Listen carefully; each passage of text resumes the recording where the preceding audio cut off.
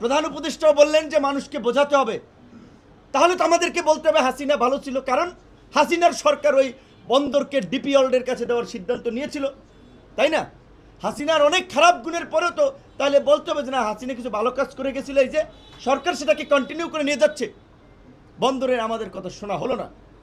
করিডোরের সিদ্ধান্ত আমরা জানি না আসলে কি, কারণ বলছে তারা, আমরা তো বলছিলাম এই সিদ্ধান্ত না নেওয়ার জন্য। অন্তর্বর্তীকালীন সরকার এই ধরনের সিদ্ধান্ত নেওয়ার আগে অন্তত পক্ষে রাজনৈতিক অংশীজনদের সাথে তার একটা মত বিনিময় দরকার। আমাদের সাথে যদি একটা বার খোলামেলা আলোচনা করে বলতো, আমরা কনভিন্স হলে আমরা বলতাম আপনি সিদ্ধান্ত নেন, কিন্তু কোনো আলোচনাই তো করলেন না। উপদেষ্টা কিংবা সরকারের সাথে রিলেটেড যারা কনসালটেন্সি করছেন সরকারের সাথে, অধিকাংশই বিদেশি নাগরিক।